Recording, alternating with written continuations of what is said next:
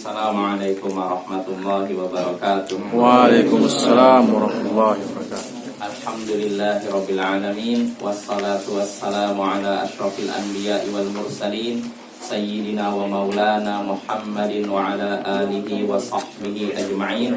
Amma ba'd. Ayyuhal ikhwa wal akhwat, al aba wal ummahat, azzani wa azzakumullah. Saudara-saudariku, bapak-bapak dan ibu-ibu yang semoga dimuliakan oleh Allah.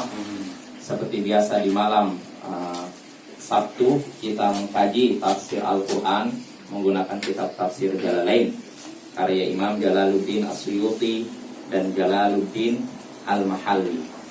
Ya, pada pertemuan sebelumnya kita masih di surat At-Taghabun. Kita sudah menyelesaikan ayat ke-13. 13 Ya, betul ya. Ya. Sekarang kaidahnya sudah jelas. Ya, sekarang berarti kita masuki ayat ke-14 dan insyaallah sampai akhir surat ini. A'udzu billahi minasyaitonir rajim. Ya ayyuhalladzina amanu inna min azwajikum wa auladikum aduwwan lakum fahdharuhum. Wa in ta'fu wa tasfahu wa taghfiru fa innallaha ghafurur rahim. Innama amwalukum wa auladukum fitnatun wallahu 'indahu ajrun 'azim. Fattaqullaha mastata'tum wasma'u wa athi'u wa anfiqu khairan li anfusikum. Wa man yuqa shuhha nafsihi fa ulaika humul muflihun.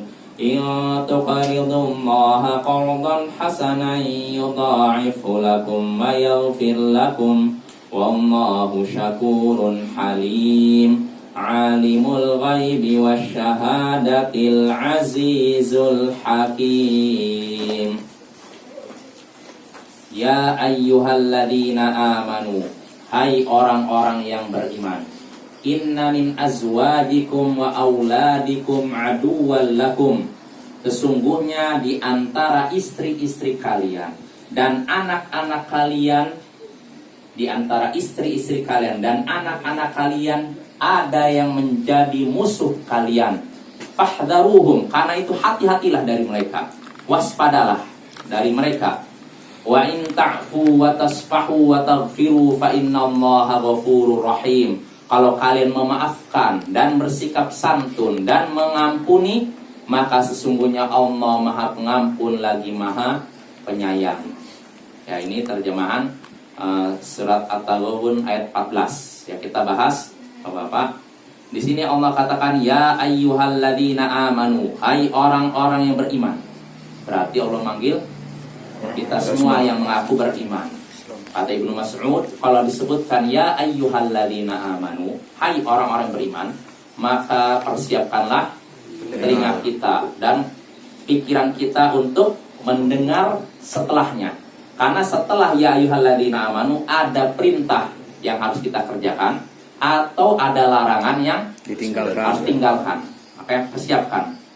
Hai orang-orang yang beriman, sesungguhnya di antara istri-istri kalian dan anak-anak kalian ada yang menjadi musuh kalian.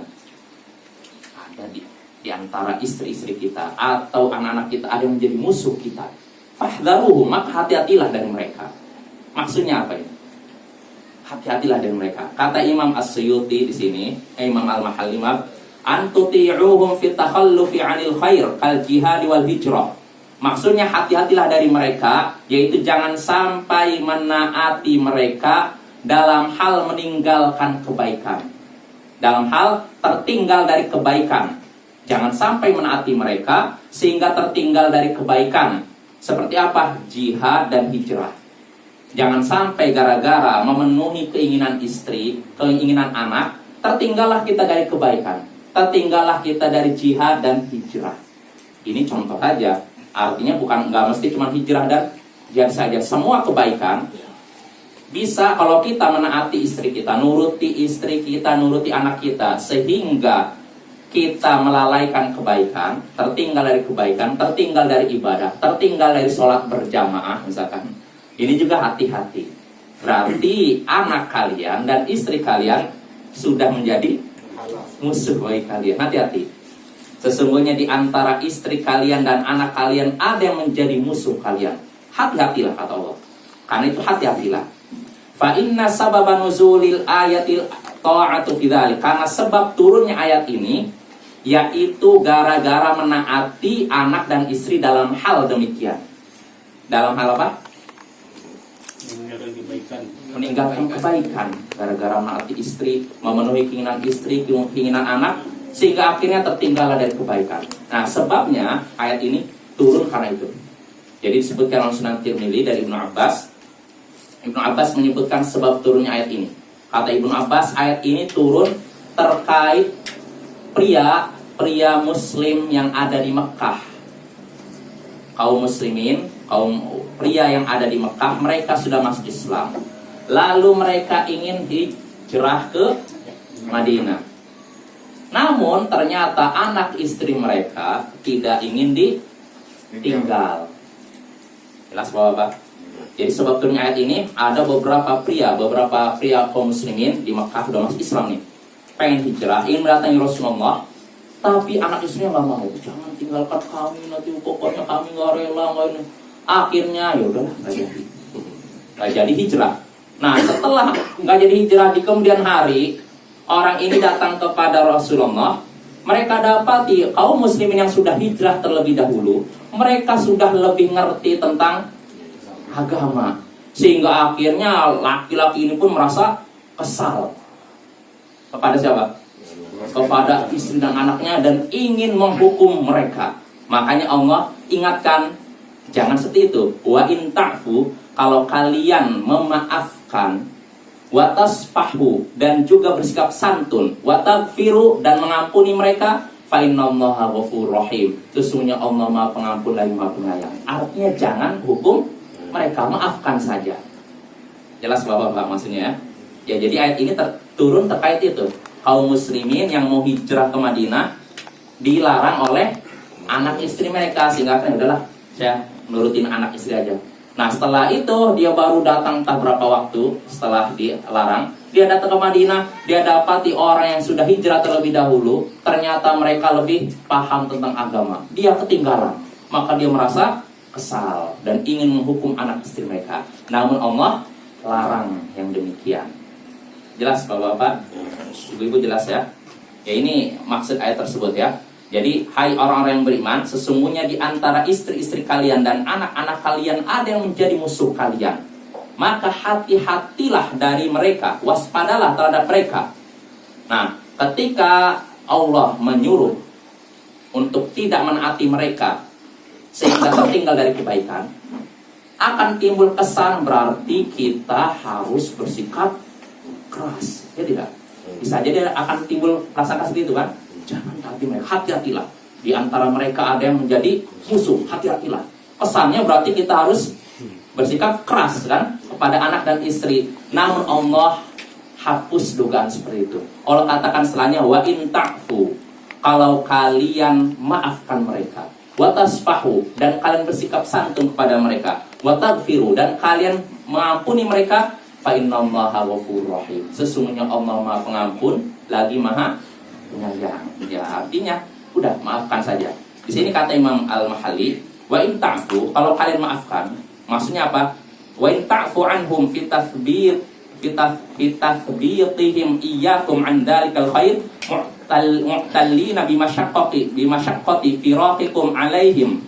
Jadi kalau kalian memaafkan mereka karena perbuatan mereka melemahkan kalian dari kebaikan. Jadi mereka kan sudah melemahkan dari kebaikan kan? Suaminya mau pergi, udah janganlah kami, nanti bagaimana makan kami, nanti bagaimana, dilemahkan. Nah, kalau kalian memaafkan mereka gara-gara perbuatan mereka yang melemahkan kalian dari kebaikan, dengan alasan merasa berat karena ditinggalkan kalian, dan kalian juga bersikap santun dan mengampuni, maka sesungguhnya Allah Maha Pengampun lagi Maha Penyayang. Kesimpulannya, tetap walaupun anak dan istri memiliki kesalahan, hendaknya dimaafkan, sebab tidak ada manusia yang sempurna, Bapak ya. Ini masuk fikih rumah tangga juga nih. Ya sahabat. Ya, jadi bagi yang belum ini kita belajar fikih rumah tangga juga. Ya, artinya yang namanya hidup rumah tangga pasti ada begini ya. Tidak seperti tenang begini, seperti lautan, ombak kadang tenang. Jadi nggak ada rumah tangga yang begini terus. Kayak jangankan rumah tangga kita, rumah tangga ulama, rumah tangga Rasulullah sendiri pernah diguncang seperti itu. Maka kalau ada orang yang katanya menganggap saya selama hidup rumah tangga nggak pernah terjadi keributan, saya rasa mustahil, ya kan? Karena manusia paling baik Rasulullah di dalam rumah tangga beliau saja pernah terjadi kericuhan. Bahkan sampai Rasulullah mau menceraikan istri-istrinya, ada disebutkan Hafsah dan Aisyah mau diceraikan ke Rasulullah karena ada cekcok. Jadi wajar ya kalau ada keributan. Yang penting selesaikanlah dengan cara yang baik ya. Jelas Bapak-bapak? Ya, ini maksud ayat tersebut ya. Jadi di antara istri-istri kalian dan anak-anak kalian ada musuh kalian, ada yang menjadi musuh kalian, maka hati-hatilah dari mereka.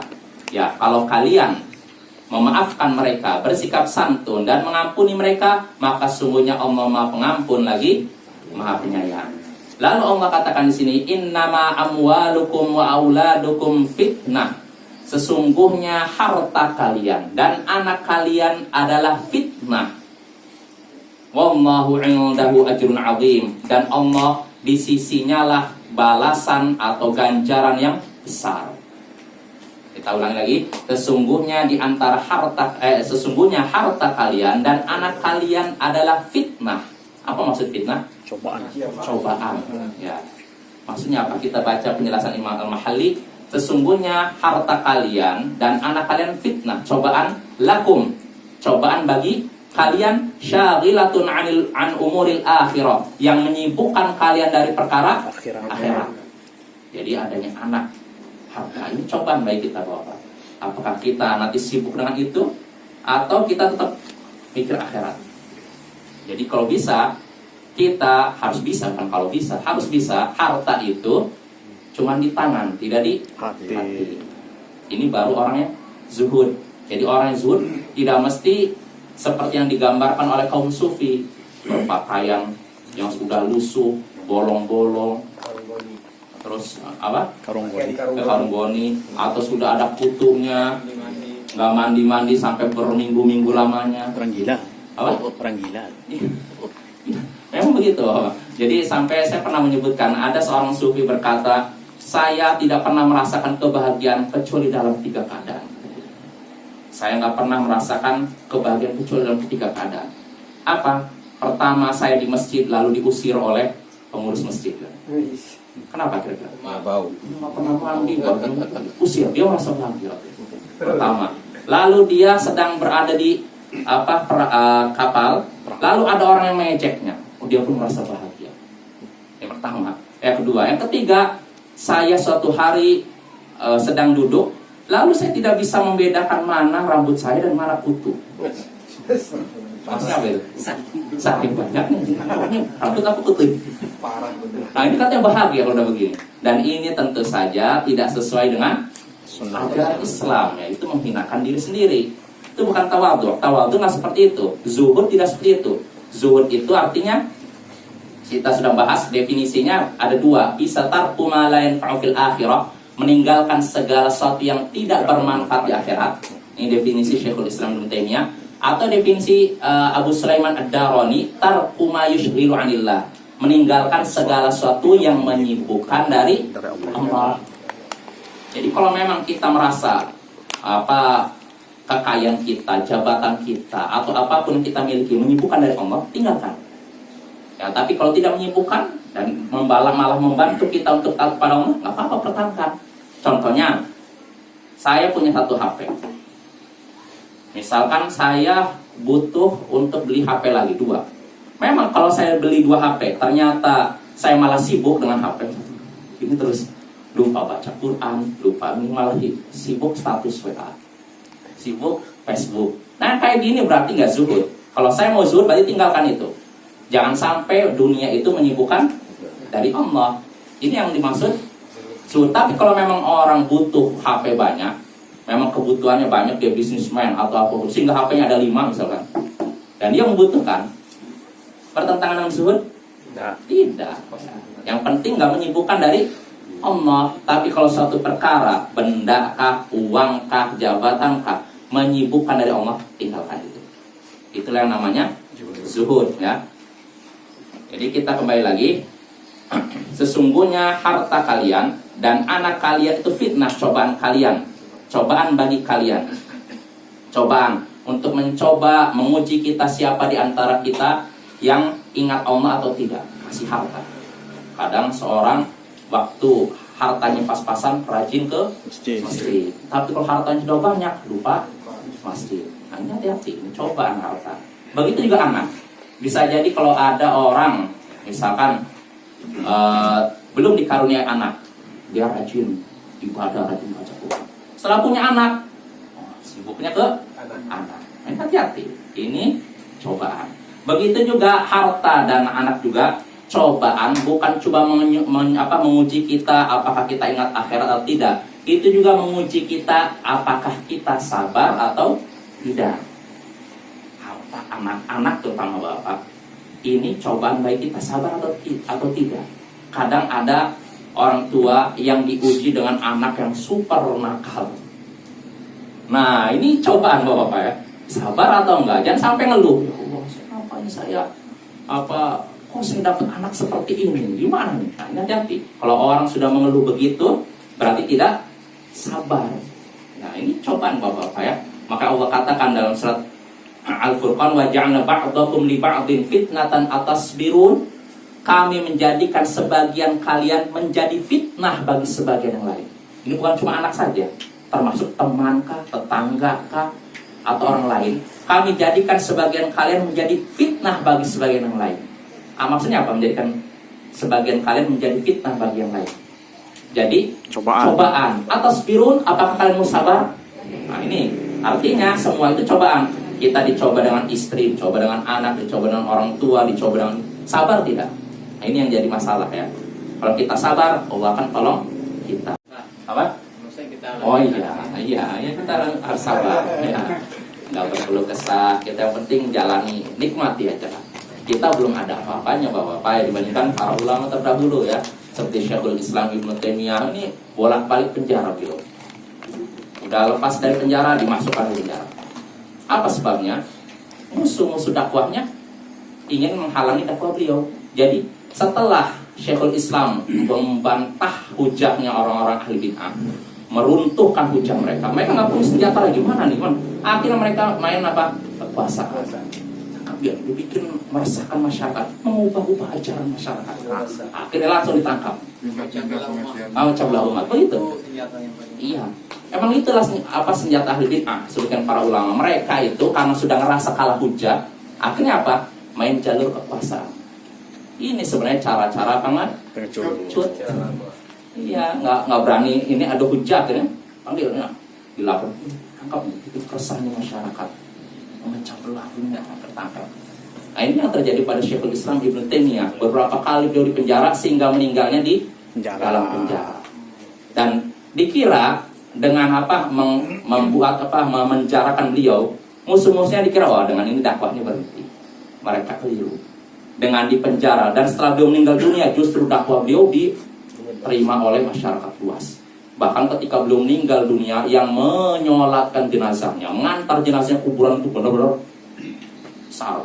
Kota Damaskus itu penuh oleh orang yang mengiringi jenazah beliau. Ini bapak-bapak ya, jadi ya sabar ya. Semuanya ada cobaannya, ada yang cobaan dari anak, dari ini dan itu. Yang penting kita sabar. Ya, jelas bapak-bapak? Yang kita lanjut ya. Jadi sesungguhnya harta kalian dan anak kalian itu fitnah, cobaan. Wallahu 'indahu ajrun 'azim. Dan Allah di sisinya lah balasan atau ganjaran yang besar. Fala tufawwituhu biishtighalikum bil amwali wal aulad. Jadi Allah di sisinya lah ganjaran yang besar. Karena itu jangan lewatkan itu dengan kesibukan kalian dengan harta dan anak. Kalau memang di sisi Allah ada pahala yang besar, jangan sibukkan diri kalian dengan harta dan anak sehingga kalian tidak dapat yang ada di sisi Allah itu. Jelas bapak-bapak? Nah ini ya, ini peringatan bagi kita semua. Cuma ada pertanyaan Bapak-Bapak di sini. Allah katakan sesungguhnya harta kalian dan anak kalian adalah fitnah, coba. Harta kalian dan anak kalian. Pertanyaannya, kenapa didahulukan harta dibandingkan anak? Ada yang tahu? Kenapa bukan anak dulu? Sesungguhnya anak kalian dan harta kalian adalah fitnah. Nggak seperti itu kan? Tapi Allah dahulukan apa? Harta dulu baru anak. Kira-kira apa hikmahnya? Karena harta lebih banyak Melalaikan. Iya betul. Kalau kata ini apa? Imam Siddiq Hasan Khan, di anna fitnatal mal akthar. Karena cobaan dari sisi harta ini lebih banyak dibandingkan anak. Ya. Benar nggak? Ya, mungkin benar. Ya, Allah alam ya. Tapi ini kan pendapat beliau, bisa jadi ulama ketika berpendapat walaupun tidak ada wahyu yang menyebutkan demikian, tapi bisa jadi benar. Kadang lewat harta, fitnah harta inilah yang menyebabkan seorang lebih mudah menyimpang dibandingkan anak. Kalau seperti ini, Ustaz, karena perkataan harta itu termasuk anak, enggak? Harta termasuk anak. Betul. Maksudnya? Anak itu kan termasuk harta kita. Oh, anak kalian termasuk harta. Ya. Salah, Ustaz. Wallahu a'lam. Ada pendapat ulama gitu. Nah. Memang ada hadisnya. Jadi Iya kan? iya. Jadi anak itu termasuk sebaik-baik penghasilan kalian. Kan harta juga itu kan. Iya, sebenarnya harta bagi seorang ya. Tapi Allah alam, saya belum dapat penjelasan ulama seperti itu. Allah alam. Ya. Cuman kalau kata Al-Alam Siddiq Hasan Khan, jadi didahulukannya harta dibandingkan anak karena fitnah harta itu lebih besar, lebih banyak dibandingkan anak. Ya, kita lanjut Bapak. Fattaqullaha mastata'tum. Bertakwalah kalian semampu kalian. Wasma'u wa ati'u. Dengarlah dan taatlah. Wa anfiqu khairan li anfusikum. Dan infakkanlah yang baik bagi diri kalian. Infakkanlah nafkah yang baik untuk diri kalian. Wa may yuqashuhha nafsi fa ulaika humul muflihun. Siapa yang terjaga dari kekikirannya, maka mereka itulah orang-orang yang beruntung. Ya, kita bahas di sini Allah katakan bertakwalah semampu kalian. Artinya apa ini? Artinya ya udah jelas maknanya, semampu kalian menurut kesanggupan kita. Kalau kita sanggupnya segini. Beda dengan kalau masalah bertakwa semampu kita, tapi kalau meninggalkan larangan nggak ada. Tinggalkan larangan semampu kalian. Enggak. Ya, ini sesuai dengan hadits Nabi dalam Sahih Bukhari Muslim. Nabi SAW bersabda, "Da'uni ma taraktukum." Bukan. "Ma amartukum bi fa'tu minhu mastata'tum." Da'uni ma taraktukum. Apa pertamanya itu? Entah da'uni dulu atau amartukum. Ma amartukum bi da'uni dulu ya, atau ma amartukum dulu. Bukan Pak. Ma nahaitukum anhu fajtanibu wa ma amartukum bi fa'tu minhu mastata'tum. Apa yang aku larang kepada kalian, maka tinggalkanlah. Apa yang dilarang oleh Allah kepada kita? Banyak. Zina, mencuri, korupsi, semua tinggalkan. Nah, tapi kata Nabi, dan apa yang aku perintahkan kepada kalian, maka kerjakanlah semampu kalian. Artinya, contohnya, Allah nyuruh kita kalau sholat itu berdiri, ya tidak? Ya. Kalau kita sakit, nggak bisa berdiri, berarti bagaimana? Duduk kan? Kalau nggak bisa duduk, Berbalik. Nah ini, kalau perintah seperti itu, jadi semampu kita. Tapi kalau larangan, tinggalkan semuanya. Nggak ada dalam hadis dan Al-Quran, tinggalkanlah semampu kalian. Jadi kalau ada orang udah biasa berzina, oh kamu zina berapa kali seminggu? 7 kali. Udah nanti jadi 5 kali lah. Dikurangi sedikit-sedikit, nanti jadi 4 kali. Nggak ada begitu, tinggalkan langsung. Tapi kalau perintah, ya semampunya. Jelas Bapak-Bapak. Ya. Allah katakan bertakwalah semampu kalian. Nasikhatun liqauli taqullaha haqqa tuqatih. Ini ayat ini adalah menghapus firman Allah Ta'ala dalam surat Ali Imran, bertakwalah kalian dengan sebenar-benar takwa. Kata Imam Al-Mahali begitu. Wasma'u, dan dengarlah. Dengarlah apa? Perintah. Ma umirtu bihi sima'a qabul. Dengarkanlah apa yang diperintahkan kepada kalian. Dengar aja. Nah, Maksudnya sima'a qabul, dengar untuk menerima. Karena kalau sudah dengar saja, ya kayak misalkan nanti ada motor lewat, saya dengar motor kan? Tapi apakah mendengar untuk menyimak itu? Tidak kan? Nah, jadi dengarnya bukan sekedar dengar, tapi dengar untuk menerima, ya. Allah katakan bertakwalah kalian semampu kalian, dengarlah, wa ati'u dan taatilah. Taatilah Perintah. Allah dan Rasul, wa anfiqu dan berinfaklah, nafkahkanlah fi ta'ah dalam ketaatan, khairal kebaikan untuk diri kalian. Artinya nafkahkanlah, infakkanlah nafkah yang baik untuk diri kalian. Pertanyaannya Bapak, kok tidak menyatakan nafkahkanlah atau infakkanlah nafkah atau infak yang baik untuk Allah, tapi infak untuk kalian, bukan infak untuk Allah. Kenapa ini kira-kira rahasia? Kembali kepada diri kita. Iya, karena yang namanya infak, sedekah, atau apa lagi? Sedekah, infak, zakat, semua itu kebaikannya akan kembali pada diri kita, bukan kepada Allah. Allah Maha Kaya, tidak membutuhkan infak kita, zakat kita, sedekah kita. Ketika kita mengeluarkan uang untuk sedekah, sebenarnya kebaikannya kepada kita, bukan kepada Allah. Ya. Jelas Bapak ya? Ya, jadi infakkanlah, infak yang baik, harta yang baik untuk kalian. Nah, infak yang baik artinya infak dari harta yang halal dan niat yang ikhlas. Ya, ini maksudnya dijelaskan para ulama. Wa may yuqashuhha nafsihi fa ulaika humul muflihun. Ketika seorang disuruh menginfakkan harta yang baik, kira-kira ada penghalangnya tidak? Ada tidak? Apa penghalangnya, Pak? Suruh infak, mengeluarkan harta. Saya punya uang 100 juta, disuruh keluarkan 2,5%-nya 2.500.000. Kira-kira ada nggak yang menghalangi dia untuk mengeluarkan 2.500.000? Anak istri. Iya. Ya lantaran hartanya berkurang. Iya, artinya apa yang menghalangi dia? Sifat apa? Sifat Kikir. ya kan? Penghalang itu sifat kikir, sedangkan sifat kikir ini sifat tabiat manusia. Nah, makanya Allah katakan siapa yang bisa menjaga dirinya dari kikir, melawan sifat kikirnya, wa may yuqashuhha nafsihi, siapa yang menjaga dirinya dari sifat kikir, terjaga dari kikir, fa ulaika humul muflihun, mereka itulah orang-orang yang beruntung. Ya, artinya apa? Dia sudah melawan sifat aslinya, kan nggak gampang kan? Ya, tapi kalau seorang berusaha, saya lawan lah. Rasanya gimana lagi? Udah lawan. Nah, dengan ini beruntung. Dan memang sedekah itu sama seperti perang, kata Syekhul Islam Ibnu Taimiyah. Sebagaimana perang hanya bisa dijalankan oleh seorang pemberani, maka begitu juga orang yang sedekah dan infak hanya orang pemberani. Adapun orang pengecut, anak butuh ilmu, istri mulai. Nah ini kan berakhir. Ya, jadi jadikanlah dunia itu rendah ya Bapak ya. Tapi tentu saja ketika kita mau infak, lihat juga kondisi keluarga. Kecuali kalau iman kita seperti Abu Bakar, infak seluruh hartanya. Nih, jadi kan kita pernah dengar perlombaan antara Umar dan Abu Bakar. Suatu hari Umar menginfakkan setengah harta.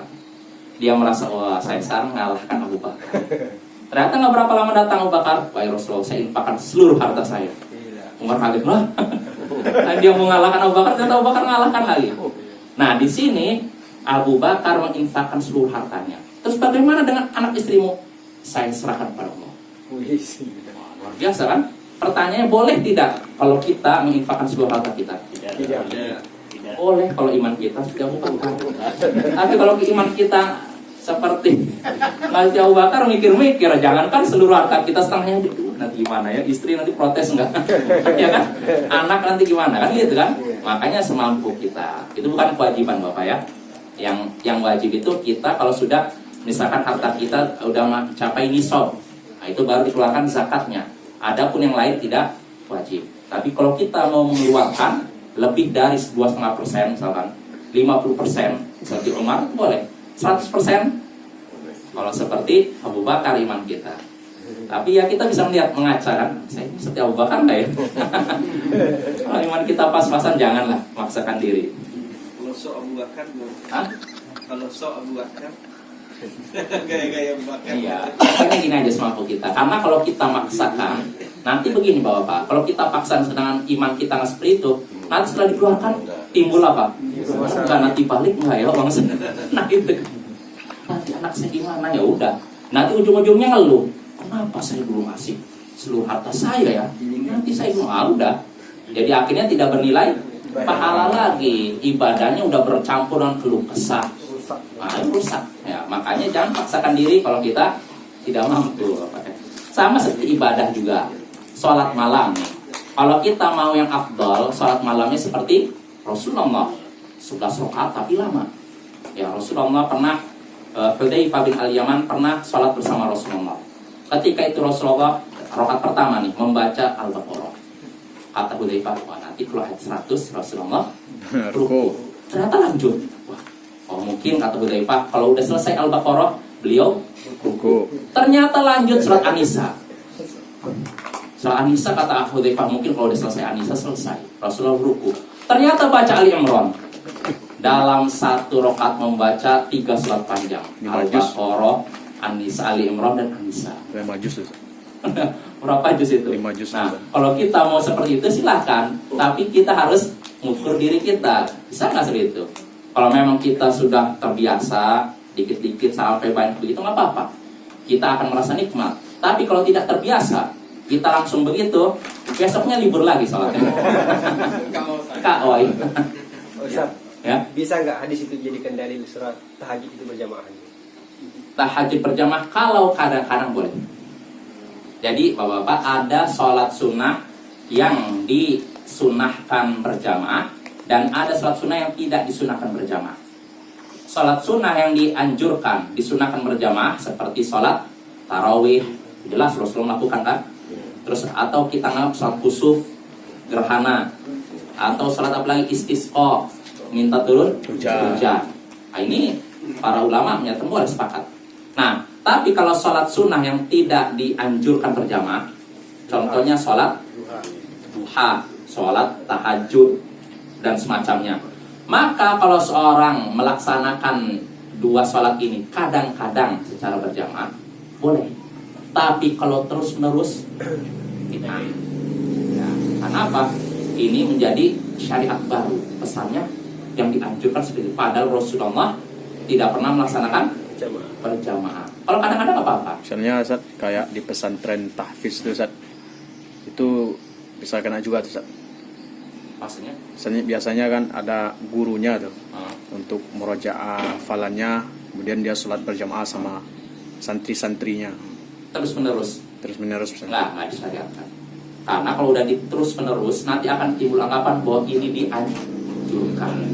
Bahkan ada kalau di bagian di masyarakat awam nanti ada timbul anggapan bukan cuma dianjurkan, Wajib. diwajibkan. Bahaya nih Bapak ya. Jadi suatu yang dilaksanakan yang tidak disyariatkan untuk berjamaah, maka dibiarkan jangan berjamaah sendiri-sendiri. Tapi kalau yang dianjurkan untuk berjamaah, maka laksanakanlah berjamaah. Jangan sampai kalau kita suatu sholat misalnya tidak disunahkan berjamaah, kita melaksanakan berjamaah bahkan terus-menerus. Ini berarti kita sudah membuat Syariat baru. Hati-hati, bahaya konsekuensinya. Ya. Istilahnya seperti itu. Perkara yang jelas-jelas sunnah sekalipun, kalau memang dikhawatirkan timbul anggapan itu wajib, sebaiknya ditinggalkan sekali supaya orang tahu itu tidak wajib, sunnah tidak wajib. Contohnya berkurban. Abu Bakar dan Umar tidak berkurban suatu hari. Tujuannya apa? Ya. Supaya masyarakat tahu bahwa berkurban itu tidak Wajib. Jadi begitu kalau di hadapan orang awam kita harus hati-hati. Orang awam itu kalau kita selalu melakukan suatu perbuatan, nanti mereka lihat, oh ini sering melakukan ini, oh berarti ini disunahkan bahkan diwajibkan. Nah, termasuk membaca As-Sajdah dan Al-Insan di sholat subuh hari Jumat. Kan para ulama menyebutkan sesekali dianjurkan untuk ditinggalkan supaya tidak timbul anggapan bahwa itu wajib. Terutama sujudnya Bapak-bapak. Karena ada sebagian orang ngira bahwa sholat subuh di hari Jumat 3 rakaat. Ini disebutkan oleh para ulama di Mesir, bayangkan, yang masih dekat dengan Mekah, dekat peradaban Islam. Maka bagaimana dengan di Indonesia? Mungkin ada juga yang gitu kan. Nah itulah ya. Waktu sejadah itu memang harus dibaca takbir. Oh itu ada beda pendapat. Kalau jumhur ulama, mayoritas ulama berpendapat takbir. Iya, tapi sebagian ulama lain menyatakan tidak takbir. Ya itu yang saya yakini tidak perlu takbir. Karena tidak ada nas hadis jelas yang menyebutkan bahwa beliau ketika baca sajdah, surat as-sajdah, ayat sajdah beliau takbir. Sebagaimana dengan hadis disebutkan bahwa Rasulullah setiap naik dan turun beliau takbir. ini selain sajadah. Rasulullah nggak ketika misalnya ini Bapak, ketika dari ruku mau dari i'tidal mau sujud, takbir tidak? Takbir kan? Ketika dari sujud mau berdiri, takbir tidak? Nah, ini maksud hadis tersebut. Hadis ini tidak berbicara tentang baca sajadah, sujud ketika baca ayat sajadah. Ya, tapi ada toleransi lah. Artinya kalau ada yang berpendapat takbir pun silakan. Bahkan ini pendapat mayoritas ulama. Jadi nggak perlu ini disebutkan juga. Ya, diperlukan. Oh iya, artinya ya ada toleransi. Ya, yang mau takbir silakan, yang tidak takbir pun silakan. Ya, kita lanjut. Hampir sih. Hampir ya? Oh ya udahlah. Kita cukup Bapak ya. Jadi kita sampai ayat ke berapa? Ke 14. 14 ya. 16 ya. So pada pertemuan berikutnya kita selesaikan sampai ayat ke-18 yang saya dari saya.